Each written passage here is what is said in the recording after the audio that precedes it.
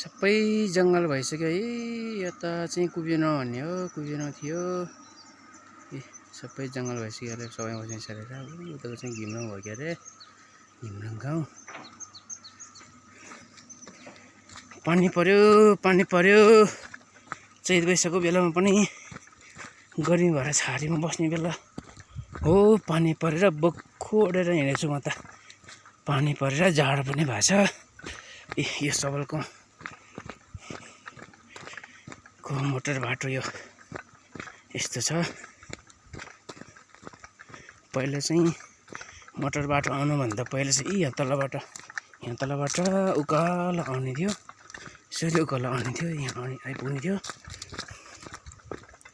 त्यहाँ चाहिँ हाम्रो च्यान डाँडा हो। त्यो च्यान डाँडामा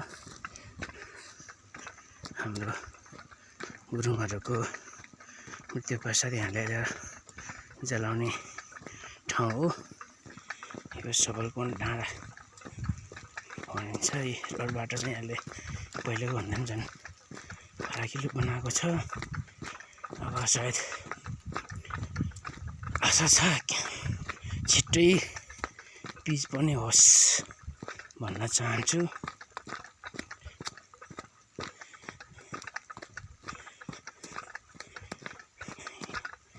यो फेरि यहाँ थौराक्युथुम भन्ने छ। थौराक्युथुम यहाँ चाहिँ पानीको मूल थियो। खै अहिले यो रोड बाटो खनिएर अब यो मूल कता हरायो छैन। अब मूलसुल हरायो। बर्खामा चाहिँ आउँछ, अहिले चाहिँ छैन।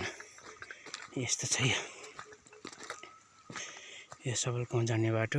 यो माटो चाहिँ यता फालिदिनु पर्ने थियो। यहाँ हाम्रो पानीको पाइप पनि थियो, पुर्दिएछ। कतै बिग्रिहाल्यो भने त पुरै धेरै पो खन्नु पर्ने छ त हो। यो रुखको टुटनेर छ जोइन, कतै बिग्रियो भने त्यहाँ पुगाउनु पर्ने हो। अब त पुरै धेरै पो खन्नुपर्छ है।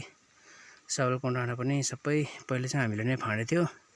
अहिले त पुरै झाडी जङ्गल भइसकेको छ। फेरि यहाँबाट यो खनेर यहाँबाट सिधा योजनाहरू मागेर बाटो बनाउनु पर्ने छ सबलकोन ठ्याक्क डाँडामा।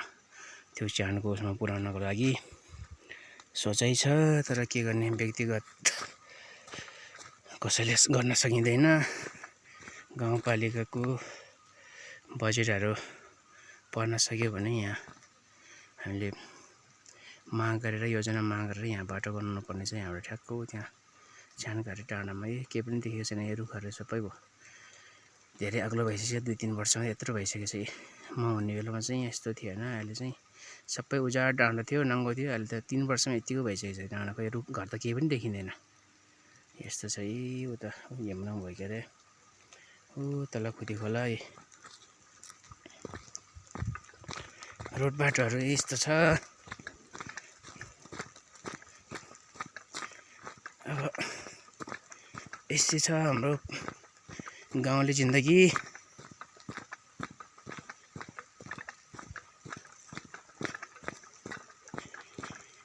गाउँघरमा हुँदाखेरि त खासै यस्तो भिडियोहरूको ठाउँहरूको खासै मतलब पनि हुँदैन। विदेशमा गयो भने गाउँघरको धेरै याद आउँदो रहेछ। यस्तो भिडियोहरू हेरेर बस्न पायो भने, हेर्न पायो भने आफ्नै घरमै गाउँघरमै भए जस्तो लाग्दो रहेछ कि। कसको दाह्रो रहेछ है। यता मोटर बाटो उताबाट यसरी घुमेको चाहिँ अहिले चाहिँ नयाँ बाटो यो अन्नपूर्ण संरक्षण क्षेत्रबाट केही बजेटहरू पाएर बनाएको बाटो रहेछ है। मान्छे हिँड्नलाई उताबाट रोडबाट हिँडेर अलिक घुम्ती हुन्छ। त्यही भएर यहाँ चाहिँ यो साल नै बनाएको रहेछ। राम्रो लाग्यो, खुसी लाग्यो। गाउँको विकासहरू बिस्तारै हुँदैछ। अब 2-3 वर्ष भयो विदेश गएको, भर्खर छुट्टीमा आएर अब फर्किने बेला भएको छ। त्यही भएर पछि त्यहाँ गएर यो भिडियोहरू यो ठाउँहरू हेर्न पायो भने त खुसी लाग्छ। मन आफ्नै घरमै भए जस्तो लाग्छ भनेर भिडियो बनाएको हो मैले। अरू खासै केही पनि होइन है। त्यो सोम्पले हो। यस्तो छ।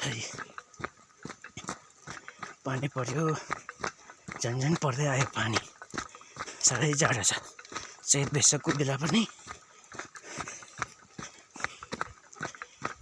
पुसमाको जस्तै जाडो छ। बक्खु ओढेर हिँड्नु पर्यो है। दाउरा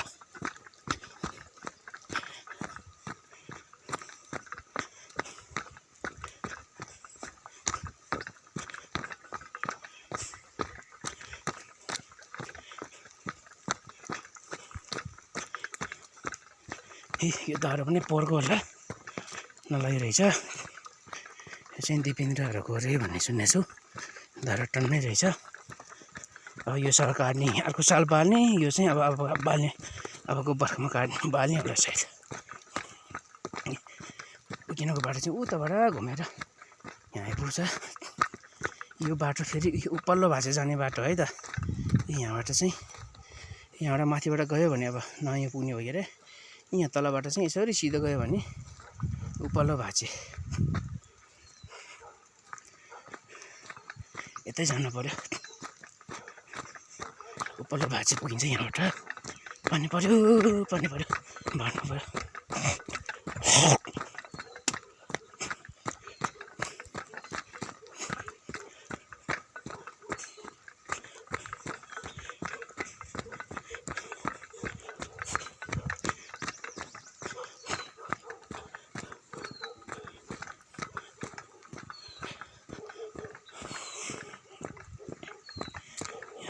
भनेर उपल्लो भाँचे यहाँबाट चाहिँ